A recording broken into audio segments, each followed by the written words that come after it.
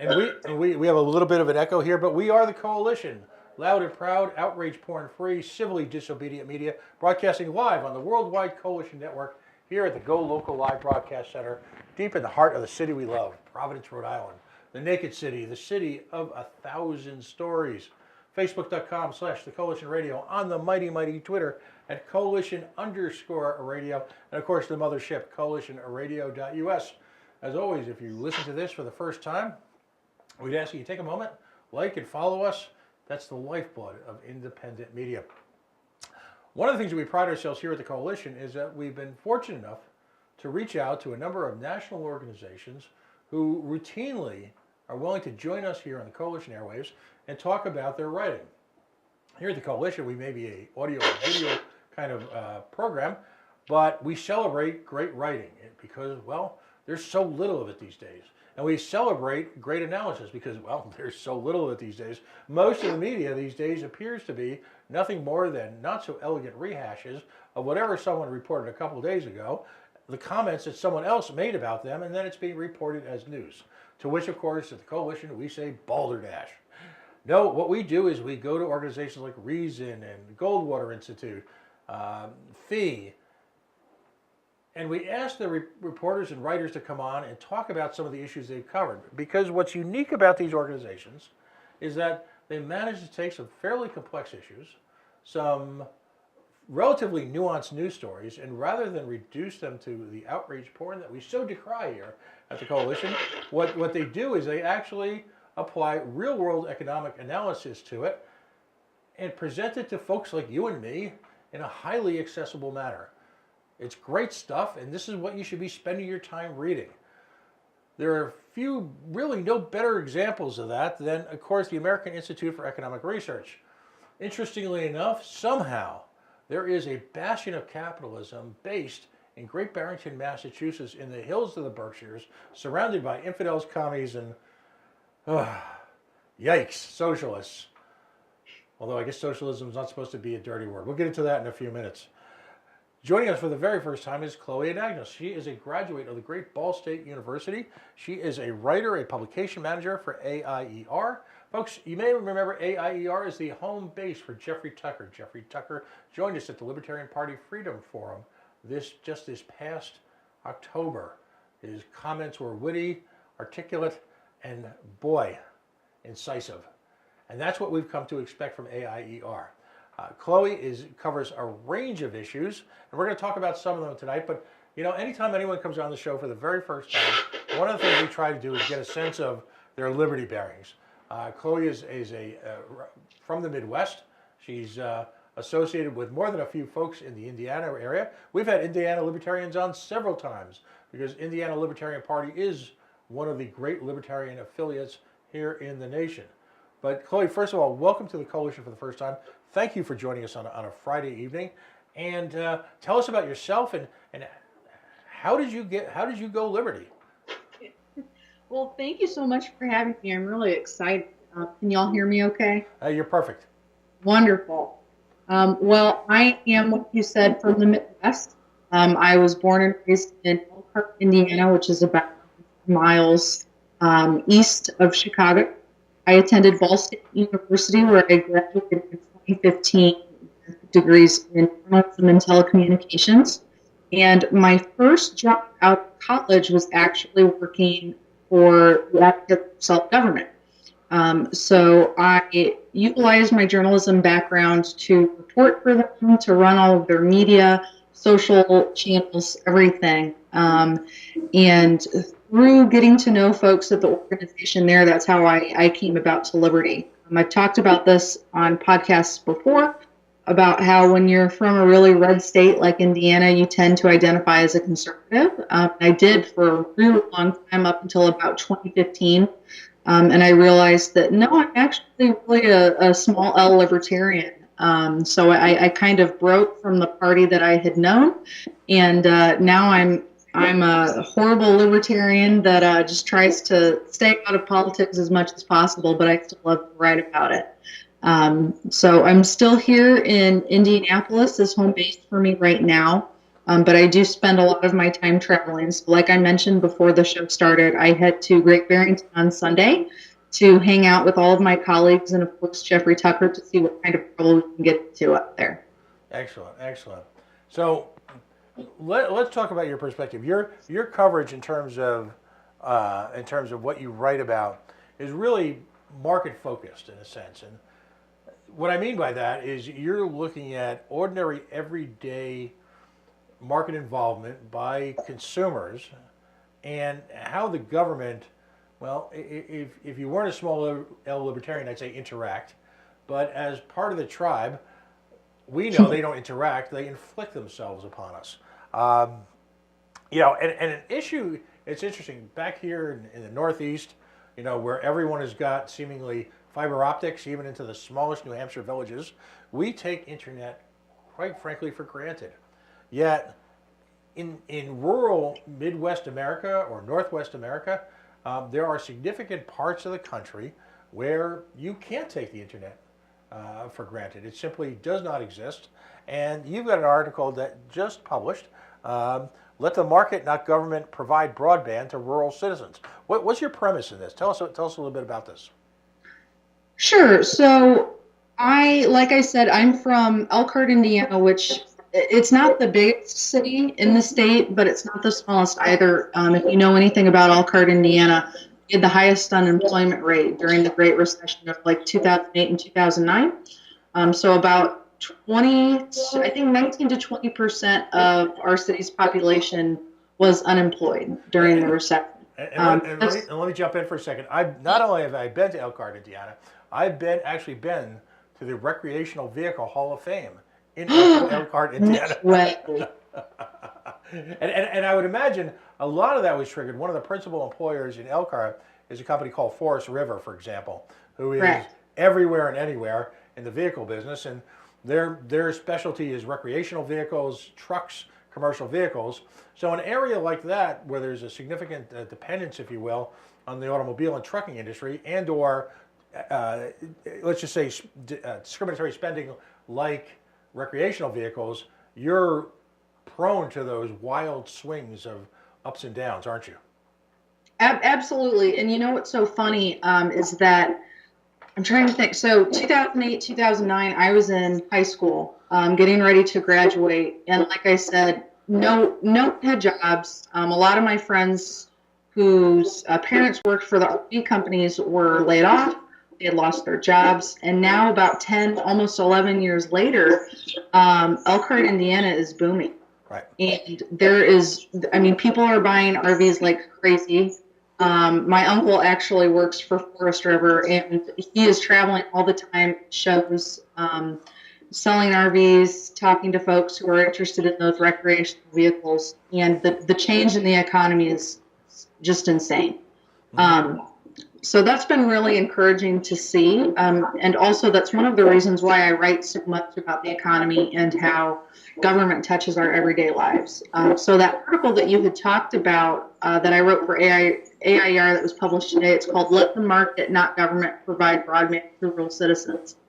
And I wrote this because I want to say maybe 4 to 6 weeks ago, our governor had the State of the State, where he basically outlined everything he wants his administration to accomplish within the next year to 2 years, right? Mm-hmm. And one of the major points was bringing broadband to rural citizens. Growing up, when I was in high school, I want to say, our internet service was okay. It wasn't fabulous, but I went to a little county school, and I remember sitting and, kind of tapping the Mac, waiting for the internet connection to work. And so when I heard that, now that I live most of the year in Indianapolis, I thought to myself, okay, that's great. The government wants to come in and make sure that students, especially kids K through 12, have access to the internet. But then the governor's next statement was that when he was in northern to central Indiana, there's an area called Kokomo.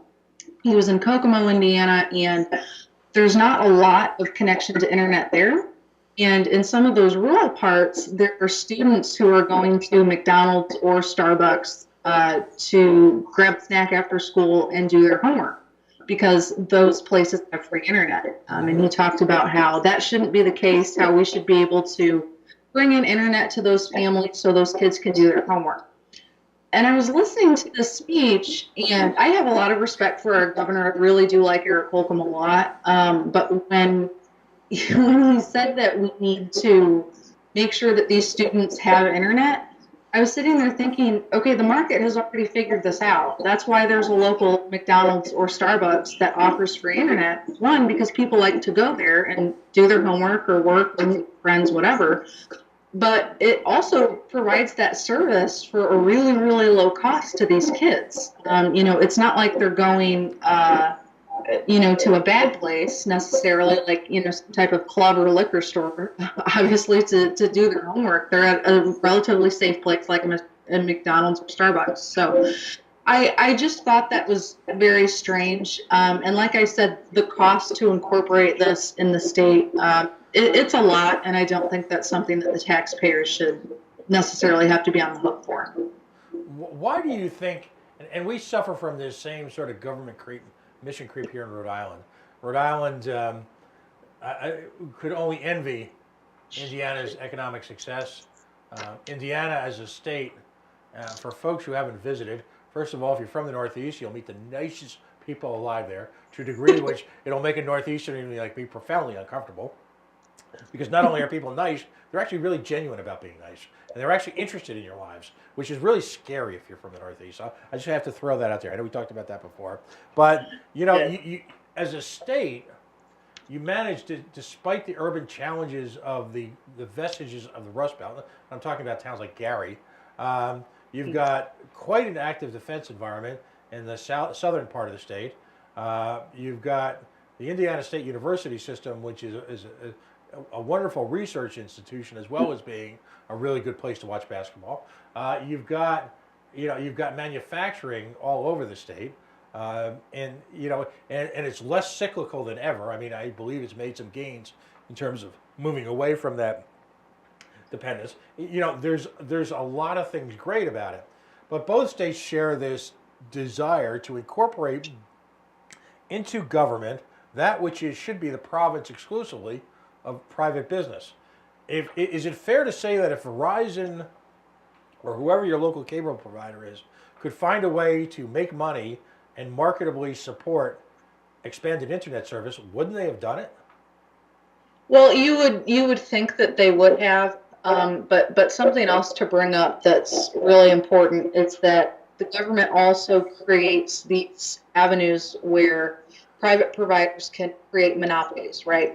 So, for example, in my previous apartment that I lived in, I was in a very specific zip code that only one internet provider is allowed to offer services. Right.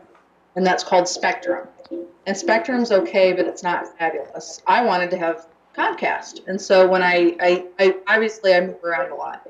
So I'll never forget this. I called Comcast and I said, hey, I want to transfer my services to my new address. And they said, okay, well, what's your zip code? And I gave them the zip code for really like downtown Indianapolis. And they said, hey, we're sorry, but we're not allowed to offer services there. And I thought, oh my gosh, you've got to be kidding me. So that's something where, choice is eliminated. I'm stuck with whatever government decides I'm allowed to have. And that's just not cool. No, and that's in direct contrast to the Northeast, where Verizon Fios was given the opportunity at their own cost to install their own fiber network and make, in a sense, competition available to the local long-term insufferable cable company. In our case, it was Cox Communications. And what's interesting about this across the nation, folks will talk about Comcast or Cox, and they'll reflect on it based on their own local experience. If the local experience is such that there's ample market competition, very often these companies have been incentivized, and I use the air quotes loosely on that it's either innovate or die, and so they're not allowed to sit back on their past accomplishments. AOL and keywords had better not be part of the local lexicon if you want to survive as an internet provider here in many parts of the Northeast. But you're right, to where the government decides it's in our best interest to have a monopoly, as in any situation, the ultimate victim, if you will, if we can use the V word here, we don't often at the coalition, but the ultimate victim is in fact the consumer slash taxpayer slash ratepayer. They're simply not afforded the opportunities that they might be in, 20 miles away. That's just nuts. you know? It is, and it's funny that I say that I wanted Comcast because they're known for horrible customer service, but they're really cheap and they're really reliable. So my previous apartment, I was above the 10th floor. I was in a high rise. I was up really, really high. And it was really frustrating to be streaming something like on Netflix or Amazon Prime and to have my signal go out because Spectrum internet is just so awful. So, it's frustrating, but fortunately I don't live there anymore. My new apartment's in a different zip code, so I can have the service that I want now. So it kind of worked out. Excellent. Now, and again, here's another issue.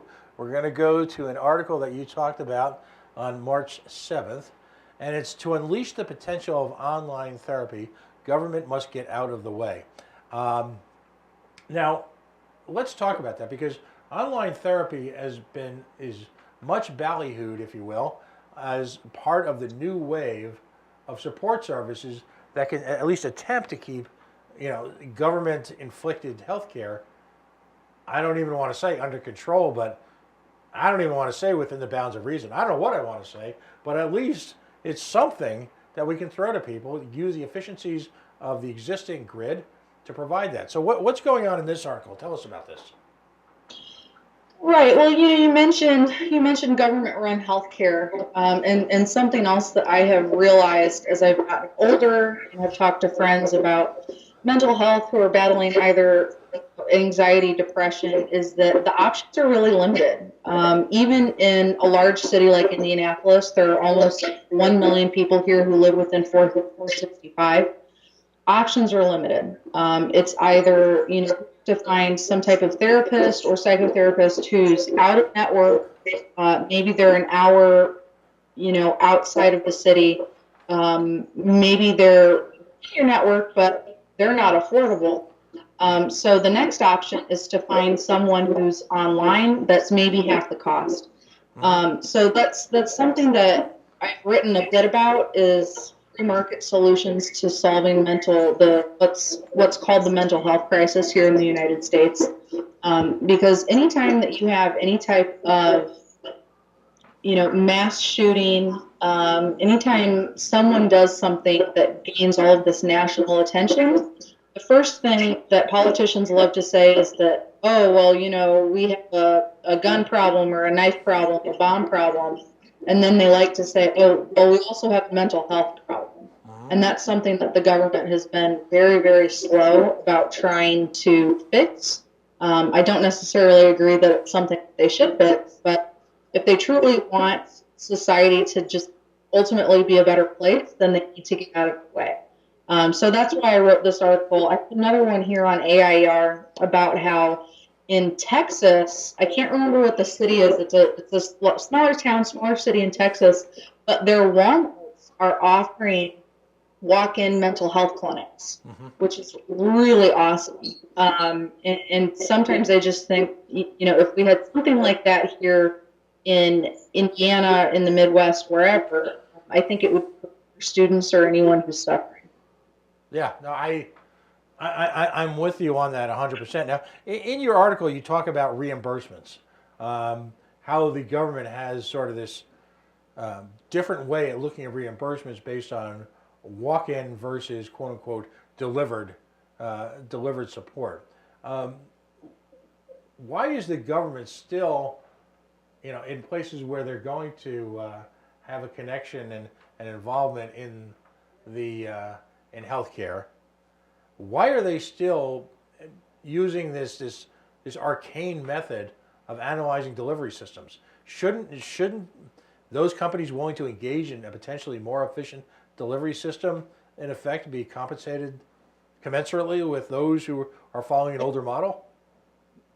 Well, absolutely. And we have to ask ourselves, why is the government getting involved in anything? True. And I think a lot of times they want to be the middleman, whether that be through healthcare, whether that be through insurance, education. I mean, gosh, look at the student loan crisis that we have going on now, to get their cut. So I know that sounds like I'm wearing a tinfoil cap, but I do truly believe through the research that I've written and that I've conducted throughout the last 3 to 4 years, that government wants to get their cut no matter what. Mm-hmm.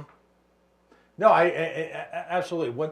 And what's happened is those forces, those market forces that would seek to monopolize, because the next step is have attempted to influence government through campaign contributions, through political support, to again marginalize disruptive forces that would increase and make inherently more efficient the delivery of these type of services. You know, it's as old school in one sense as it gets. You know, those that can control access to government can control access to these type of monopoly-like powers the government's trying to exert. I often talk about how Wall Street discovered the Democratic Party, and that's because they woke up one day and realized that entitlement programs can be pretty profitable if you're the delivery system for them, or you're the cash management system behind that. And as a result, you have this. You know, it wasn't a love of Obama and Hillary Clinton and their foreign policy that drove big Wall Street there. It was the opportunity to get in on the type of monopolistic power that those two politicians wanted to exert over healthcare. And big money can be made in transactional environments.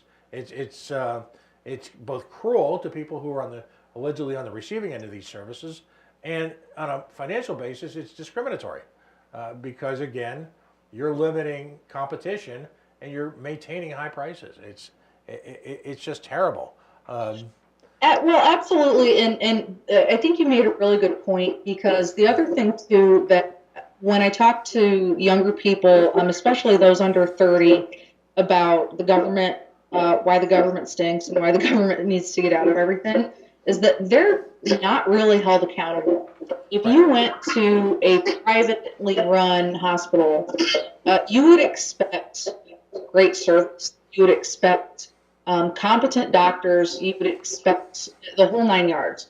What I think we've been seeing a lot in systems like the VA, and I think President Trump actually has some type of bill legislation, I read this recently, about how he's going to allow more choice and allow veterans to go to hospitals, get the same benefits, I believe, but go out the VA system.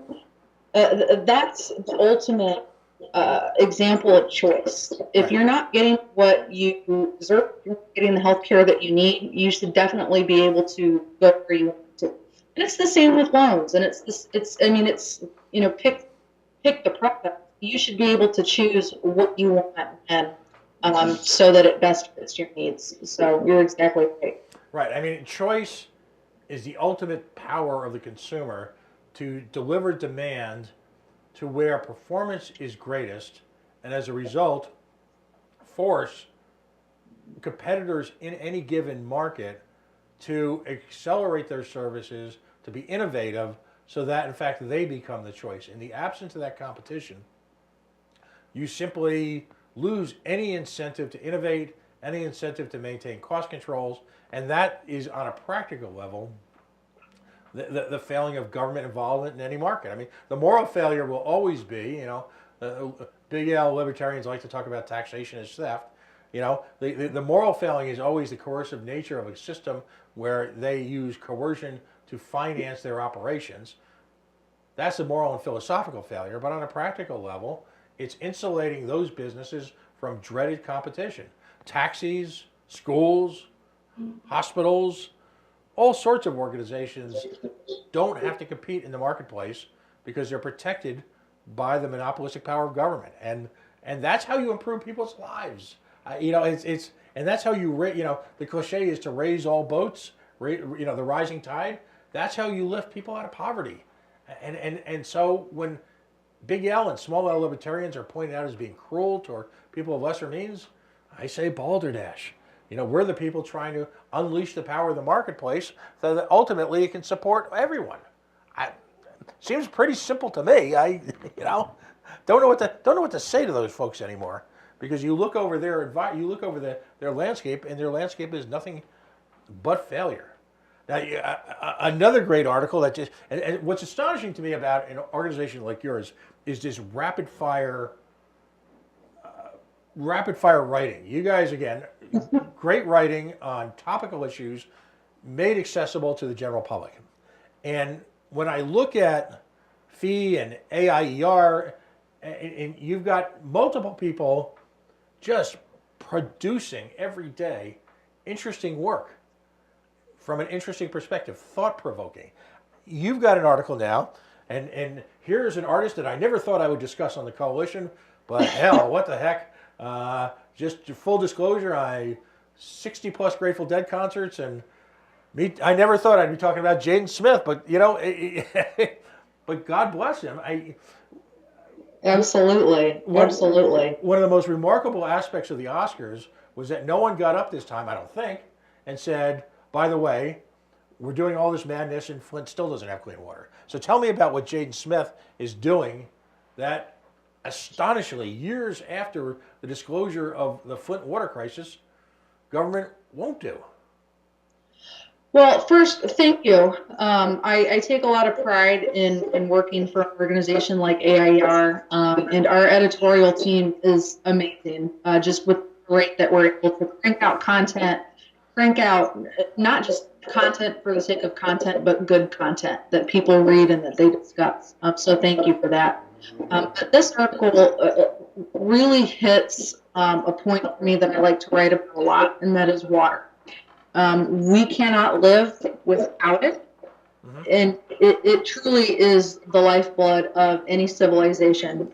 In fact, one of the first articles I ever wrote was about the Animas River disaster in Colorado and how, unfortunately, that is still happening. But anyway, so Jaden Smith is the son of Will and Jada Pinkett Smith, and he is an actor, artist, rapper, is super involved in the arts, and now he is working with his foundation to bring clean water to Flint, Michigan. So he's not the only celebrity that has done this. When that crisis really took off and was making a lot of headlines, there were a ton of rappers, artists, actresses, whomever, delivering bottles of water, filters, all sorts of stuff to help those citizens in an area that was, I mean, the government caused that crisis, and you can read that in this article. I've written a few others for AIER, and I think a couple other outlets about that water crisis. But like you said, it's 5 years later, and this crisis is still in motion.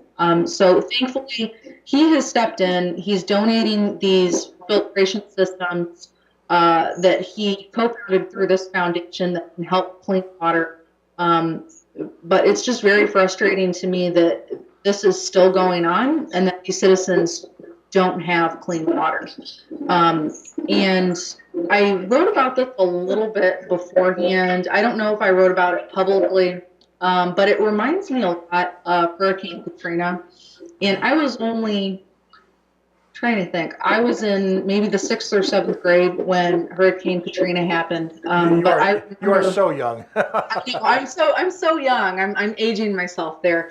But again, I really like to write about water because, like I said, we can't live without it.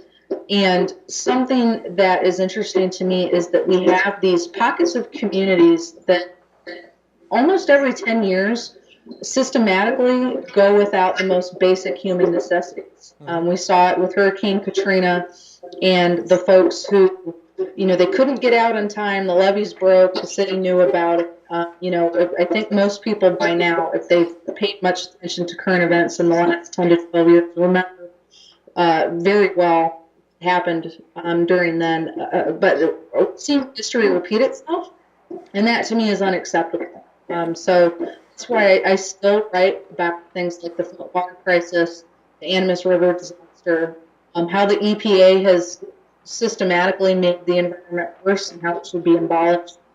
Because if I don't write about it and keep it fresh in people's minds, it's still going to happen. And we can't be letting history repeat it like so, and it's just unacceptable. Right, and here's the both the irony and the tragedy. And this is one of our mantras here. When libertarians are looked at, and I mentioned this, I alluded to this earlier in the hour, we're often seen as cruel because we don't want the government to provide services to everyone. You've got the Flint water crisis, and you mentioned two of the poster children for a disconnected, inefficient government leading to tragedy. Here in Rhode Island, we have arguably one of the worst school systems in the nation. And that's based on, that's just anecdotes or a pissed off libertarian like myself who put his kids through private school for their entire lives. That's based on independent testing, the type of testing that was authorized by big education. And it kind of come back to bite him in the proverbial butt. And so when people talk about, my God, we can't privatize water, what will happen? My God, we can't have alternatives to public education, or best yet, eliminate public education, because what will happen? Yet at the same time, we see exactly what is happening very often to the most marginalized communities, the very communities that big socialism, big government purports to protect and quote unquote bleeds over.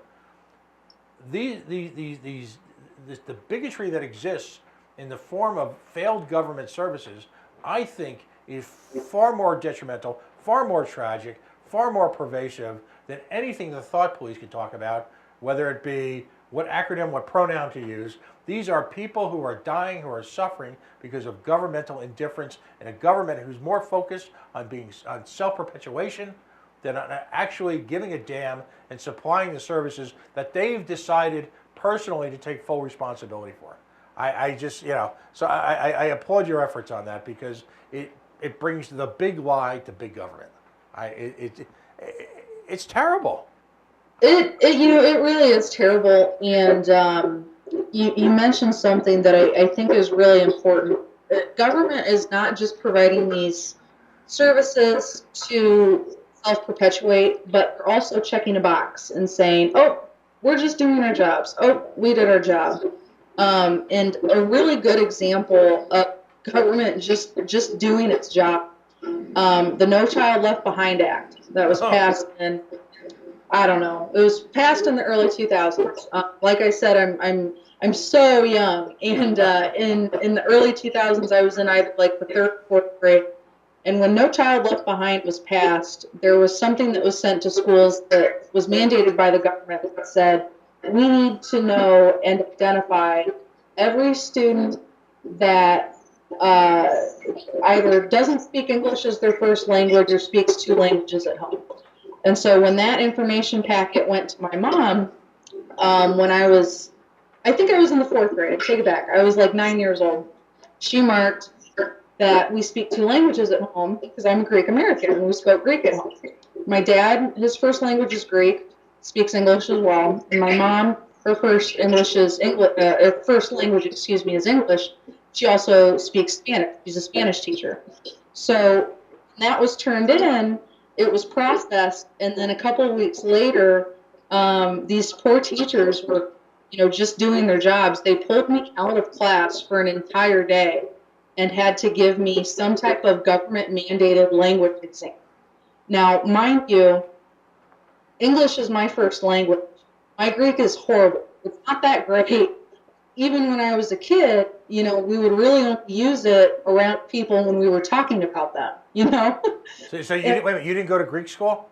Oh, I went to Greek school, but I always messed around in class. I was just there to get the Oreos at the end, right? Mm-hmm.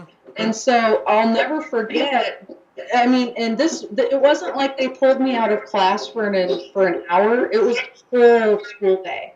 And I was sitting there, and they had these flashcards, and they made me recite the alphabet. They made me say, cat, dog, ball. I mean, just very, very baby type things. And I went home, and I told my mom, I said, hey, and it's not like there was anything that went home with me that said that this is what happened, and I was taken out of class, and I didn't learn anything that day.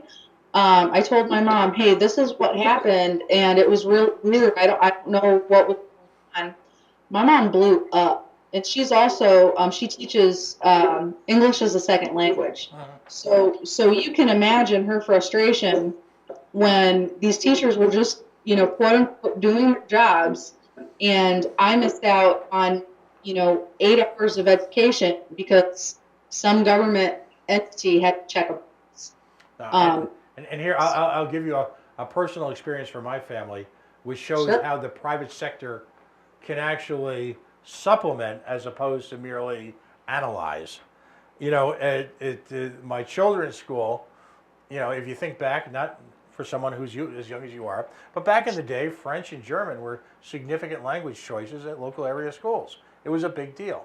yeah. Over the years, that's kind of waxed away, and you had a situation where at my children's school, which was not a public school, where the French teachers found themselves less and less in demand. Now, these teachers were trying to come up with an idea. What do we do? Do we try to keep encouraging French? And someone came up with the genius idea that, well, these French teachers all happen to be a significant part of the French teaching establishment, if you will, in America now. It's measurable. Are folks who are Syrian. What do Syrian folks speak?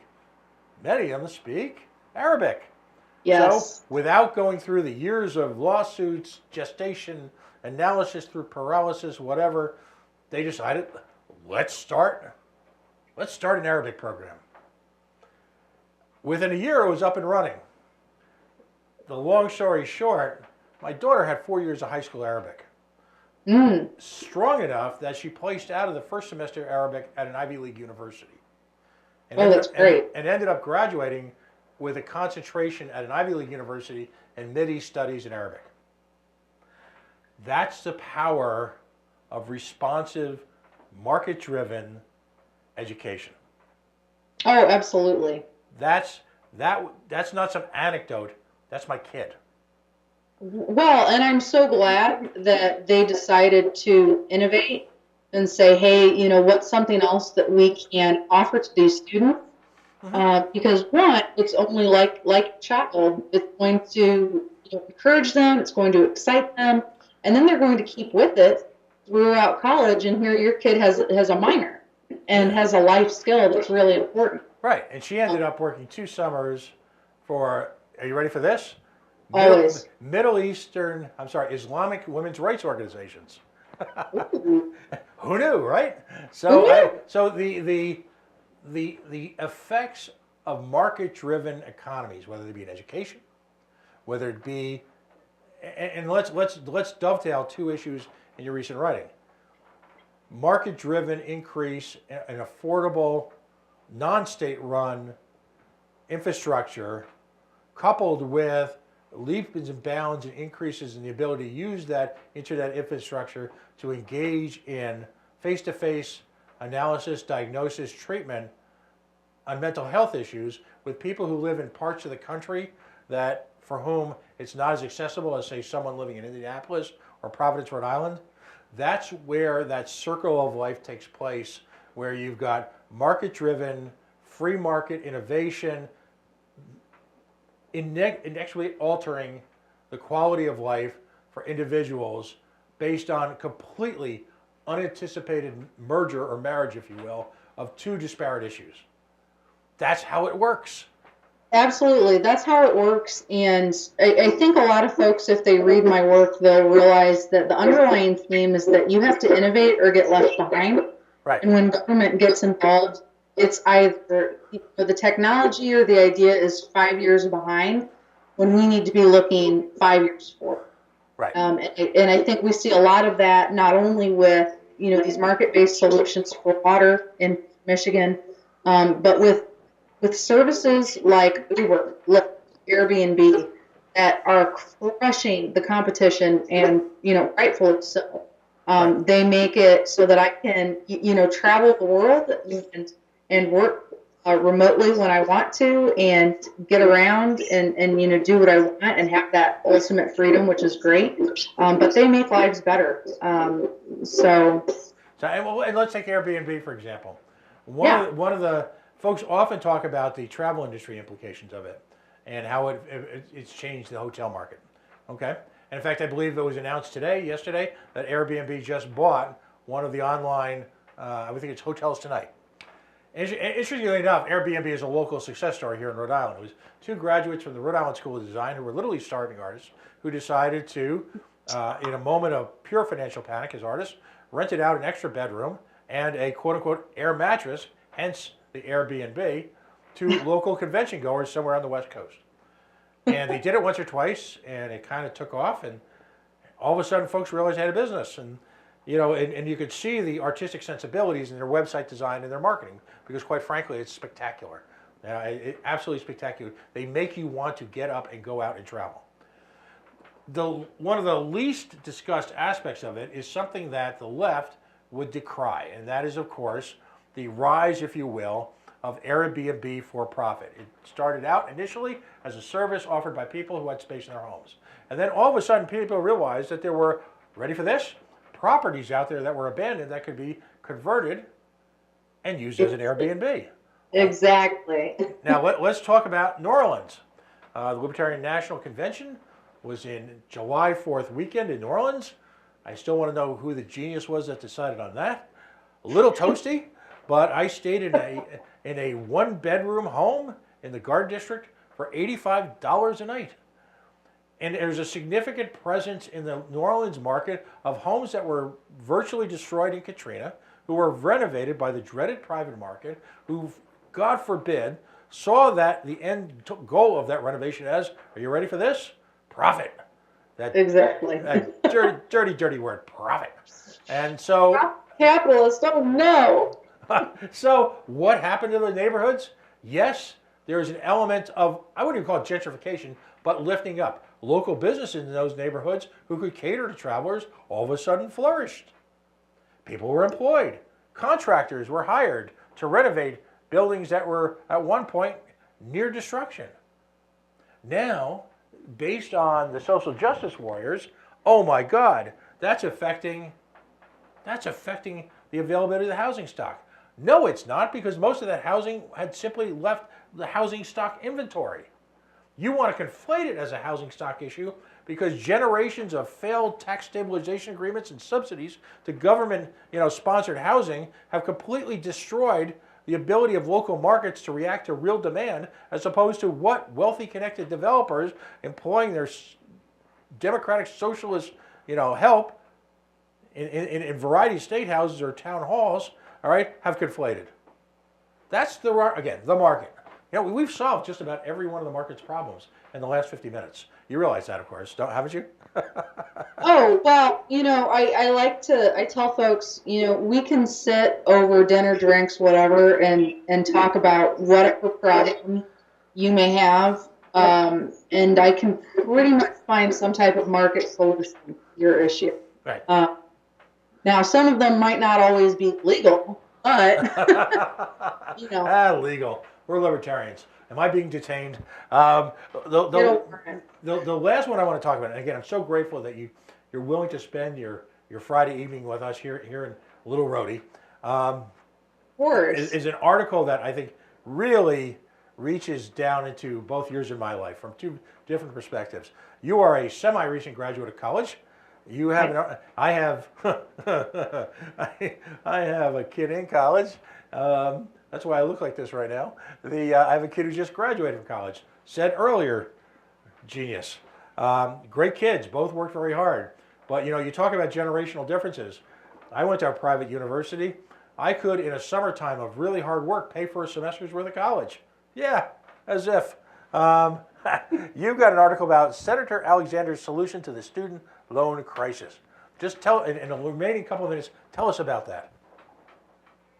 So, you're right. I am a somewhat recent college graduate, and basically, Senator Alexander, I want to say, I can't remember exactly where it was, but came out and said, hey, we're going to fix the student debt problem by taking loan payments straight from debtors' paychecks. So basically, it would be like an automatic repayment plan that would allow and would require employers to deduct federal student loan payments directly from the employees' paychecks. So I'm really proud of the fact that I graduated with no debt from college. So I don't necessarily know how student loan payments work, but some of my friends that do have significant loans, just like a federal income tax, that's taken straight from their paycheck, right? You don't even see. So I wrote about how Senator Alexander, the Republican from Tennessee, completely misses the point. And to require that payment is taken from your paycheck, I just think it's ludicrous. Ultimately, the solution to the student loan crisis right now is less government.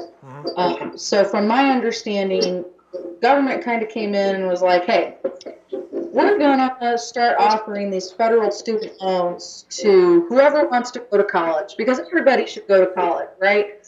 Right. Everybody should get a trophy. Everyone should participate. It'll, increase their salaries. It'll help the economy out. Why not? However, universities, when they realized that the government was going to just start writing these giant checks to students with no credit history, decided to jack up their prices. So, of course, what do you see? You see all of these students who are now studying things like underwater weaving during undergrad. They take out these $200,000 loans for a college that maybe costs, I don't know, $50,000 total.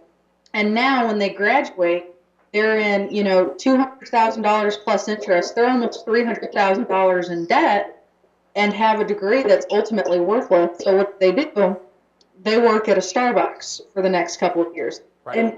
And don't get me wrong, Starbucks is a great company. They have really good benefits. If you're struggling with student loan repayment, you should totally work there.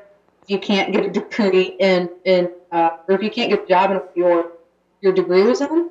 But this is a huge problem. And I don't know if your kids, they went through college realized this, but my sister is graduating from Ball State as well in May, and she has friends who studied things like, elementary ed. It's great. We need teachers, whatever. But Ball State is not that expensive of a college, and they have close to, what did I say, $350,000 out in loans. And they're not just using those loans to pay for tuition, books, or room, board. They're using that money that the government just blindly handed over to them to pay for things like a brand new car, spring break in Thailand, all of these things that have nothing to do with their education. And for whatever reason, the government doesn't bat an eye. So I just think it's ridiculous that we give these kids with little to no credit history a chance at getting a loan that they're most likely not going to be able to repay. Right. And the government is charging above market rates on. Exactly. What could possibly go wrong? Well, so here's my theory, and it's not like the government is bundling up all of these loans, dividing them into little pieces, and selling them off like we experienced during the subprime mortgage crisis. But I think that this is a bubble that's going to pop. And I had another article here on AIER about how these folks who are graduating, they can't afford homes. They can't afford to pay for their auto loans because, once again, they're taking out way too big a loan for a car that they don't even need. So I don't know. A lot of millennials will most likely die with debt, and it's a huge problem. Right. No, I'm with you 100%. Well, in the remaining couple of minutes, folks, if you're joining us late, this is already up on our Facebook page. Chloe Adagnis, who is with AIER, writer, publication manager, you wear a variety of hats there, has joined us, gone through a number of articles. I hope you'll join us again. But give us a rundown on where people can find you and maybe any upcoming articles or projects that you'd like to talk about. Sure. So if folks want to find me, have a question, want to send me $1 million, that's all great. You can find me on Facebook. It's at Chloe, CHLOE, Anagnos, GNOS Rights. And I have a public page there where you can interact with me. I give away free books on Fridays now. So that's exciting. So I go by the same name on LinkedIn and Twitter. And then my email is just chloenagnos@gmail.com. Always looking for suggestions about things to write, problems that are going on in communities that I'm not necessarily close to. But, you know, really this year I have a lot of travel planned. I have a lot of articles that are in the works. I'm also working on a book that will hopefully be out this summer. I need to wrap up some loose ends, but I'm really excited to be able to publish that through AIER. Still working on a title. I'll figure that one out, but I'll definitely let you guys know once that comes about and once I get that solidified. No, that'd be great. And if hopefully you're going to do a little bit. I mean, we're not that far from Great Barrington. It's just a couple hours, and Providence is nothing, if not nothing, but a book. I mean, we still have real bookstores here, new and used. Wonderful. New and used, and it's an academic kind of town, and a dose of economic reality, sort of like a truth bomb dropped in the middle of the city, could have a neutron bomb like effect, but we'd welcome it anyway. So we hope your travels bring us out here, and you know the Libertarian Party and or myself individually, we'd love to host you. I know you have a couple of friends out here who are involved in the Liberty community, so you know, use that book as an excuse to go on a little bit of a tour of the continent. How about that? I am happy to do that, and I think I will take you up on that probably early this fall. So if I can, you know, kill a couple birds with one stone, I'd love to. My buddy Larry, who I think you know, is always telling me that I need to get out to Rhode Island, and it is on my list. So I'll probably rent a car in Great Barrington and head on out. I think that would be great. All right, and your homework assignment from us now is funny because they moved in Great Barrington. Fuel used to be next to Baba Louie's, okay, and then and it was very much your prototypical, straight out of Harvard Square or Wickenden Street on Providence. Coffee shop. They've moved across the street. A little hoity-toity now. They've got some fine dining attached to it, but it's still the best damn cup of coffee in Great Barrington. So your homework assignment next time in town is to go back and report on us. Okay? Okay. I will do that this week, and I will share that with you guys on the socials. I definitely will do that. Excellent. Listen, Chloe Ignatius, thank you so much for joining us. Hopefully this is a regular part of your routine. Joining us from AIER.org. Covering everything at this point. I think we covered just about everything important in life tonight. Can't tell you how grateful you are by gracing us with your presence. I hope we can see you again soon. Very soon, I promise. Can't wait. All right, buddy. Folks, we are going to call it for an evening. We are the Coalition, loud and proud. We are, as always, outrage porn-free, civilly disobedient media, broadcasting live here at the Worldwide Coalition Media headquarters at the Go Local Live Broadcast Center in the heart of the city we love. The Naked City, the city of 1,000 stories, as we like to say. There are more ways to sin in Providence than anywhere in America. And yes, I'm including you, Las Vegas. Facebook.com/The Coalition Radio, on the mighty Twitter at Coalition_radio, and of course the mothership at CoalitionRadio.us. Stay tuned. We're probably going to report live a couple of times from the depths, the inner sanctum of Halitosis Hall, i.e. Mordor, the Rhode Island State House this week. If you see us pop up live on Facebook Live, well, have a listen because they're probably going to have corralled or kidnapped some type of lawmaker to explain why, Lucy, why.